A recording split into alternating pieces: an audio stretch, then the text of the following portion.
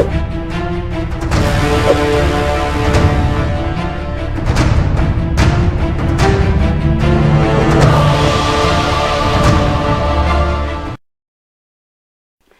there and welcome to this week's edition of Women in the Fore right here on Times TV with me, Wezi Kasambala. Remember, Women in the Fore is a program that seeks to highlight the accomplishments of women here in the Malawian setting, here on Malawian soil, doing various different things. It doesn't matter what it is you do. If we feel that somehow this is impacting other lives or impacting in some way or some form or another, we would want to hear your story and find out how you got to be where you are today. Which is why today I've been joined in the studios by a very impressive lady indeed. She is the High Court Administrator as well as Program Manager for the Malawi Judiciary Development Program within the Judiciary or at the High Court. She's going to tell us a bit more about that in detail herself. I'm not going to preempt.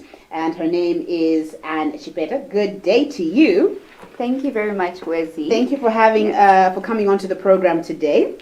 It's a pleasure to have you.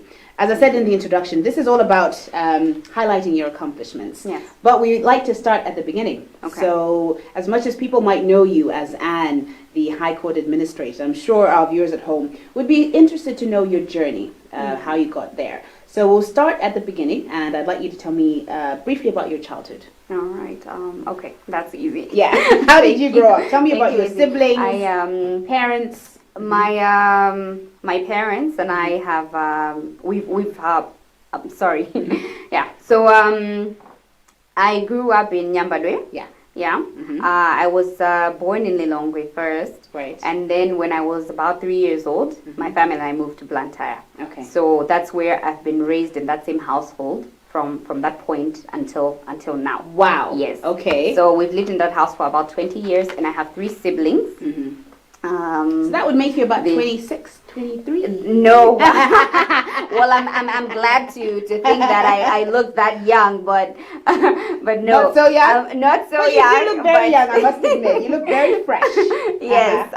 Still in the 20s, but very soon going to the other zone. Yes, in the other zone. Okay. Yes, so I have 2 siblings, as I've said. There's a girl and a boy. Right. And my parents, my dad actually works in the justice sector as well, in the legal sector, and my mom works for the College of Medicine. Oh wow! So okay. yeah, so would it be safe to say you came from a quite an accomplished academic background? Yes, I would say strongly that my parents are professionals in their settings. My mom is a lecturer at the School of Public Health. Right. Yes. So while as my dad's a lawyer, so they are very professional. The same with my siblings. She's my sister's working for Action Aid. Right. Yes, and my brother is in the IT sector, but he's based in the States. Right. How significant do you think that was to your upbringing? The fact that these were obviously 2 very driven individuals, 2 very driven parents, one obviously in the medical field, the other in the legal fraternity. How significant was it to framing your path? I feel like they really did a lot to shape my career and where I am today. Yeah. Because I would always look up to them and I would think, okay, so I have been able to grow up in a family where I have parents that are so driven, so motivated, and why would I then be less? I had to achieve. I had to go after my dreams. Yeah. I saw what it meant to achieve and to have those good things in life, and I wanted the same for myself. Yeah. So I think that was very important in my upbringing and in shaping my dreams and my ambitions. Would you say it also in some ways added a little bit of pressure on you as well to achieve? A lot of pressure. Oh yeah? I can only imagine. A lot of pressure. My mom is actually a PhD holder. Goodness. So yeah, no pressure. Exactly. So for me, that meant, okay, I want to do beyond what my parents have been able to do. So here I am. They had already set the standard high. They'd put the bar so high. So I just had to pretty much work as hard as possible. Yeah. Being through college, and struggling through some of the courses and thinking, okay, maybe I'm not good enough, but somehow they would always relieve that pressure and say, hey, keep going. We fall, but then we rise and we keep going. So that's so true. Yeah. Now, when you were growing up, obviously now I think off camera you told me that you did public administrations at university, right?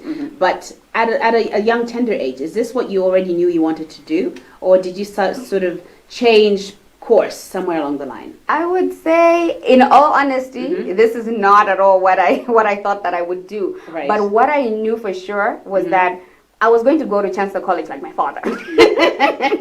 I'm laughing because even during my time, okay, which is a little bit different to your time. My time, it was still, I think it was almost like a song. You have Upida Uchanko. You know, it was like, that was all it was. You just have to get to Chango. What you were going to do there was immaterial. No, you better get to Chango. Go to Chango. Yes. So that's why I'm laughing, because I think it's something that our generation of parents really inculcated in us. The fact that you've got to go to university. So we're laughing it off now, but I think the essence of it was you needed to get at least tertiary education. Yeah. Right. So what happened in your case? Okay, so what happened in my case was that, all right, let me start with my journey from secondary school, right? I was at Marymount Secondary School. I write my exams. I did pretty well. I think I scored 17 points. And then my choices were all... So you're not just a pretty face, are you? Oh, thank you, as you flatter me. Thank you. But yeah, so I get those points, and my choices, we have to list 3 courses when we're applying for university. Yeah. So I then chose Chancellor College.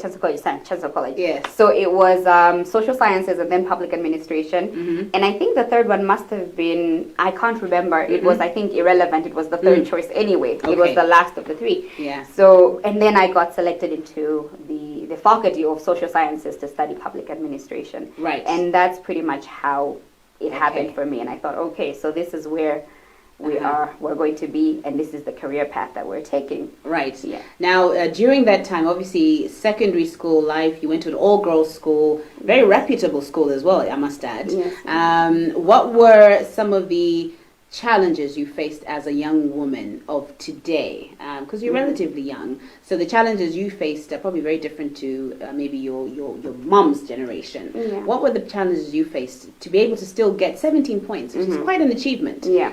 You did very well. How did you manage to do that, despite perhaps the other distractions that you must have experienced as well? No, actually, I feel like as a young woman, you meet so many challenges growing up. First of all, as ladies, we're expected to do a little bit more, whether it's household work and you have less time for study and all. So I feel like it was advantageous for me to be in a boarding school because there we had these teachers who would literally wake us up early in the morning at 4 a.m. like you're all going to the classroom to study. Nobody's sleeping beyond 4 a.m. Wow. And that instilled in us this culture to constantly be seeking to achieve and to work really hard, because it meant you start your day early, you get started, you study. If you're going to do well, you have to study. So I feel like that sort of mitigated whatever challenges were there. We're in an all-girls school. There were no boys to distract us. Yes. Because they were all especially on campus. Exactly, on campus. They were all beyond the wall. Yes. So I would like to say that suffice as challenges are concerned, I think I was in an environment which really helped me thrive and do well. Who were your role models growing up? Who inspired you? Growing up, I would say the one that inspired me the most was my father. Okay, naturally. Yes, naturally. I guess I just looked up to him. He's a civil servant like myself till today. He's been a lawyer in the civil service. He's been with the Legal Aid Bureau, with the Minister of Justice, and with the judiciary. So I feel like I always looked up to him, and I looked at him as a superhero because I looked at the stories and the people that he helped in his career, and that really inspired me. And I hoped that myself, in now diverting my career to studying public administration, I could also be in the public sector, and I could also maybe help the government in certain ways. So did you ever feel pressure to follow in their footsteps? For example, your dad's footsteps, to go down the legal route, law route, or perhaps in your mom's footsteps medically? Did you ever feel that kind of pressure? Oh yeah, my mom, She's the one who will not even mince words about it. She wanted you to become a doctor. She did. She wanted me to become a doctor. Now, she's a nurse. Yes. But, but then with her, she's then diverted into sociology and public health and being in the, but originally she's a nurse. So now she wanted me to become a doctor. And when I was studying, because I was so strong in sciences, in fact, now I realize, what did I do at Chancellor College? Yes. I could have probably been at the Polytechnic or something. I was so good in science, really, I must say. So she said, look at your points. You've got your 2 in mathematics, your 1 in physical science. Yes. You are going to. It wasn't even. So I said, no, Mom, I am very, I'm not good with seeing blood and hospitals and I cannot do that. I feel like this is a calling. It's for some people. It's not for everybody. I'm not going to do it. And that's how I ended up not going to. But I imagine eventually she made peace and recognized she did. You did something that you were passionate about in the end. Now, before we go to break, I want you to talk about university and what that was like, and also what it was like finally getting that paper at the end of the day, graduating. What did that feel like? No, I feel like university was for me kind of, I don't know, I'm failing to find the right word, but it was good. Okay. It was great. It was freedom. That doesn't sound inspiring. Why are you failing to find the word? I am so sorry. I should really. Was it a mixed bag of? It was a mixed bag. It was a learning experience. Right. It was growth. It was tears. Really? How so? It was tears in the sense that you go to university and you're coming from your school. By the way, I was a head girl at Marymount Secondary School. Suddenly you're faced with other head girls. Exactly. There are so many of them. You know what I'm talking about. So I am coming from Marymount and I am an overachiever. I am in the debate club. I am on the Quizmaster program. I am the head girl. I am chairing the writing speeches club. I'm doing all those things, and then suddenly, like you said, it doesn't seem like I'm really number one anymore. You're not that special anymore. Exactly. There are so many other special talents in Malawi. There are so many brilliant people that you meet. And so you sort of learn humility, and you have to sort of relearn to take your place again. To sort of make your mark. So it meant working really hard, falling sometimes. Like, I will not lie, I wrote a supplementary exam when I did not expect it. Supplementary. I'm sure to you that was very alien, given, like you said, the fact that you were an overachiever in secondary school. But that being said, you graduated. I graduated. How did that feel? Graduating, that was, it felt great. Wearing that, I cannot even compare it to, it felt like it's just that day. You know, there's so many of you graduating, you're all going in a single file into the hall, but you feel like you're the only one. You really do. People can only see you. Yes. And I think that comes with the fact that this is my paper. I earned this. This is mine. So this is my show, and it has to be celebrated. So rightly so. And we say a big well done to you. We're going to take a short break. If you're just joining us this week, this is this week's edition of Women in the Fore, and today I'm talking to High Court Administrator Anne Chipeta. But we'll be right back after this short break.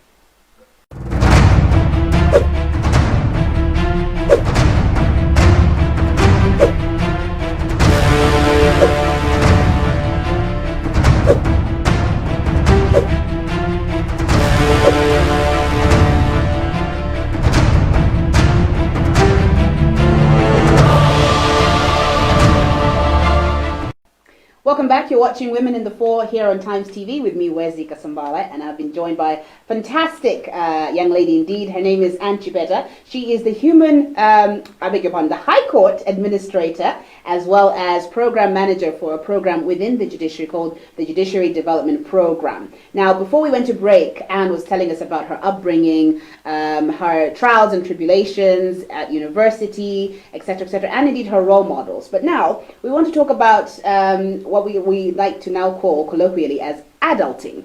How has adulting been once you graduated and you got your first job? What was your first job?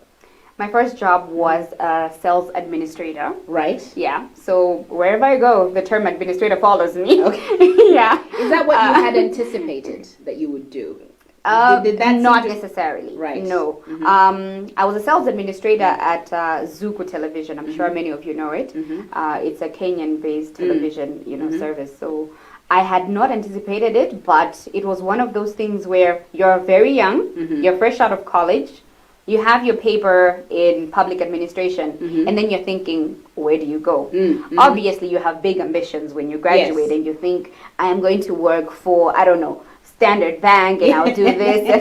The classic bank. Exactly. You will, I don't know, anywhere. The world is your oyster, name it.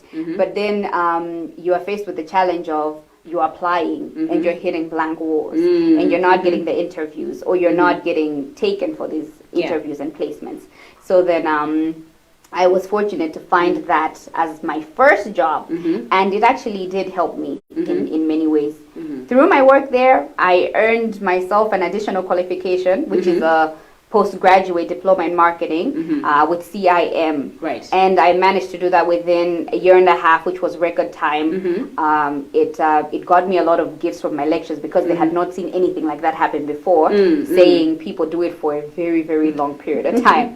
So it was a great experience, and I'm also able to apply my additional qualification in my current career. Okay, so let's talk about your current line of work. So you are the administrator at the High Court here in Blantyre. So in as short a time as you can, tell me what exactly that entails. What do you do? All right, so in administration, basically, it's pretty straightforward in that it's a managerial role. So what you do is make so sure... you're a boss lady, huh? Yeah. There you go, then. Oh, yeah, Where's he? Yes, so sort of like that. Yes, boss lady. Yeah.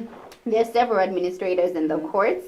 Because it's a very big institution. I mean, the judiciary is a branch of government. Yes. So even at the High Court in itself, every section almost has its own administrator. Right. But essentially what we do is budgeting and planning and managing the resource envelope, operations of the courts, and aiding the mandate of the judiciary, which is service delivery, justice to the people of Malawi. Okay, so how difficult is that kind of line of work? I imagine it must come with its own unique challenges. Obviously, we're looking at things like the funding you get within the judiciary. Obviously, that's one of the first glaring issues, I imagine. But also working with, I imagine, varying personalities, etc., lawyers, judges, etc., etc. What would you say are some of the pros and cons of working within that capacity? Okay, I think I should start with the pros, perhaps. I feel like it's challenging, like you said, so you get to grow a lot. I think there's a lot of work. You're working with a small budget, so it allows you to become more innovative. You have to know that within the limited resource envelope, I still have to make ABC happen. And everybody's looking up to the administrator because you are like the doer of things. You are the glue, you make things happen. You coordinate. So I feel like in that it teaches you a lot of management skills. You work under a lot of pressure, and then like you've said that you're working with so many people of different capacities, judges, lawyers, all the way up to the Chief Justice. So Supreme Court judges. So there's hierarchical challenges that you meet, and I think you sort of learn to navigate these settings. Now, I imagine it's more pronounced for you, given that one, you're a lady, but also you're a relatively young lady. What does that? How does that play out for you? No, for that it's challenging in the sense that you are young, you have fresh ideas, or at least something you consider that can be done fresh and maybe radical things that could be done innovative to change to change and improve the way of doing things. But then this is an institution with much older group, conservative group, very reserved group, and they'll say you perhaps maybe suggest, can we do this way? There's a better way of doing this way, and somehow it will not get approved because it's a little so it's a little old you came up with the idea. Exactly. So I think those are some of the institutional challenges. And so how do you overcome that? I mean, for the benefit of our viewers at home watching this, or maybe other young ladies or anybody else watching this, how do you handle that kind of, I don't want to use the word negativity, but those kind of setbacks where you're established within a role, you're there obviously because you're qualified to do it, yes. But at the same time, because there's a hierarchy, perhaps your voice isn't as heard as it should be. How do you deal with that? My dear Wezi, for me, I feel like it's the power of persuasion. If there is something about me, is that I am so persistent. And if you want to go for something, you have to keep on trying. You know, I think I'll give you an example in that we are currently in a pandemic, a global pandemic. Yeah. That seriously affected the way that we operate and our functions. So it meant that myself as an administrator, and then later on a project manager, a program manager managing an EU project and a UK aid project simultaneously. Most of my meetings cannot happen. Most of the activities that I had set out to roll out are not taking place because of this pandemic. What do? Let's go virtual. Let's go virtual. Yeah. Now you are in an institution where people are not as tech savvy. Tech savvy.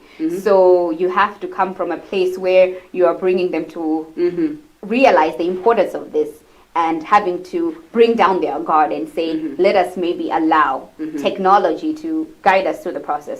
So that also made a lot of stumbling blocks. It meant that I had to liaise with our IT team a lot and say, can you at least try to teach the maybe slightly older generation or the less seniors. The seniors. Thank you. Yes, the seniors. Yes. On how to work around the Zooms and the Skypes and everything that we need. And so far we've had some pretty successful meetings because of that, and it was all because of persistent and being able to persuade them to say, this is not as hard as it looks. We can do this. Yes. So persistence, that's what we're going to take away from this. Staying on the issue of obviously changing the way things are being done, you alluded to that. You talked about how because of this pandemic, things have to change. Obviously, in your case as well, things have changed in terms of your working patterns. You're working in shifts. How has that impacted the judiciary, do you think? The working in shift has been, I think, impacted maybe perhaps negatively and positively in different senses. I guess positively in the sense that everybody has to be safe. It's a pandemic, and so we cannot work in overcrowded spaces. We need to give each other time. At the same time, and also positively in the sense that now you know how to plan your work, because work still has to be done. You still have goals to achieve. So within whatever short frame of time that you're given. Negatively, it's that for me personally, as somebody who is really passionate about the fight for access to justice, I feel like a lot of people may not get timely access to justice. I'm sure you've heard the term, justice delayed is justice denied. So it means that fewer people being in the office, therefore the hearing of cases might take a slow pace. Which is why my office has come in to sort of enhance mobile courts, or be it camp courts, which are court hearings done in prison centers, just so that we still have court hearings through the pandemic. How is that working in practice? In practice, that is working very well. We have our major donors, as I mentioned, the EU Justice and Accountability Program. They mainly fund the camp courts, and what we do is we bought full kits for the judges to wear, so that they too are protected even when they go out there to hear these cases. Within a space of 2 to 3 weeks, you have at least hearing of 400 cases, which is quite a lot. It's a lot of backlog that has been dealt with because of these initiatives. All right. Now let's look at specifics. I mean, you saw 2020 was a pretty grim year in terms of issues of sexual violence against women and girls, gender-based violence, etc., etc. I wonder, now that we've seen a surge in obviously COVID cases, we're seeing a new wave, but then also subsequently restrictions. How is that impacting the judiciary, in the sense that to what extent is the judiciary still able to play a role in terms of addressing the issue of gender-based violence, sexual violence, and dealing with these cases? Yeah. Despite the surge, I know that some of the myths out there, or be it assumptions or presumptions that people may have, is that there will be prioritization of cases, but no such thing happens. There is no priority. Every case is important. Yeah. And even more so now, my office works with the Titetse Nkaza program, which looks at women, gender-based violence, or they call it the VOG, violence against women and girls issues. So now, together working with the Titetse Nkaza program, we've been able to develop survivor rights charters, so that survivors, they get to know their rights when they come to the courts, ensure, and then also notify them that the courts are still open. The courts are still open. They have not been closed. Yeah. Because out there in the villages, people are being told that courts have closed. Yeah. Some people even text me, and I'm told that the courts have been closed. Is this true? No, it's not true. Even in the first wave, the courts never got closed. So we've just been trying to have those awareness to the people out there that the courts are still open. Please come. Okay. So at the same time, the judiciary is trying to enforce that everybody that accesses the courts, all the court users are safe, by enforcing the no mask, no entry.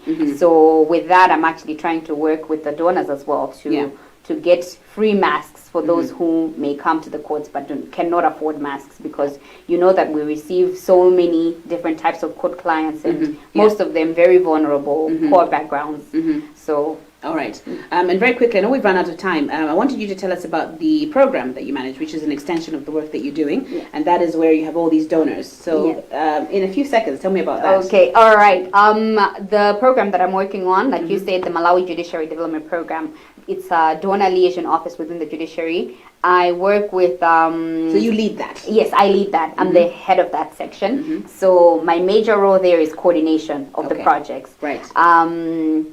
With I'll start with there too. There's the EU, and then there is the Foreign Commonwealth Development Office. Previously, it was known as the Department for International Development, DFID. Okay. So with the DFID, what we are currently working on is a district case management system, which is said to at least improve record keeping on the cases, specifically GBV cases. And also, we've developed a handbook for handling of GBV cases as well through that program. Right. Yes. So it involves my work involves a lot of program design and finding innovative means to improve access to justice and accountability to the public. Yeah. So in other words, I mean, so the resources are coming in to be able to facilitate handling of these cases. So in theory, we really should see a change, an improvement, right? In theory, you really should see a change and improvement. In practice, it's a very slow turn. Why is that, Anne? I feel like sometimes it is I don't know. Sorry, I needed a moment to reflect. I hope you've reflected now. Yes, because I am part of the program, the program manager, and I'm implementing these programs. But I feel like we were so far deep into mismanagement of public resources, and and there's just a lot of work, a lot of groundwork that needs to be done. Right. So you're essentially starting from scratch. We're starting from scratch. Okay. We're starting from scratch. Like there was a lot of things that are wrong with the system. Other than that, then we sorry, I think There's a lot to be done. There's a lot to be done. All right. Yeah. Well, let's leave it there for now. And I think maybe one of these days I should invite you onto our morning program to tell us a bit more about some of these other things you need to do. But lastly, before you go, I know they're clicking for time. What do you do in your spare time? I know you're obviously very busy. You're managing a program. You're also High Court administrator. What do you do in your spare time? In my spare time, I like to just really sit at home and rest. Okay. And aspirations? Goals? What are your goals for the next 5 years? The next 5 years, I have to get my master's degree. Yes. And then work in this sector, do what I can in terms of public sector reforms. Yes. And make changes so that we can actually be better Yes. managers of our public funds as well as donor funds. And empower women. And empower women, yes, definitely. All right. Yeah. Listen, thank you so much, Antipeta, for joining us on the program. It was a pleasure hearing your story. That was Antipeta, who is High Court Administrator as well as Program Manager for the Malawi Judiciary Development Program within the judiciary, which she also leads, telling us her story. But I'm afraid that is where we're going to have to leave it for this week. Until next week, when we find another leading lady, it's from me, Wezi Kasambala. Goodbye.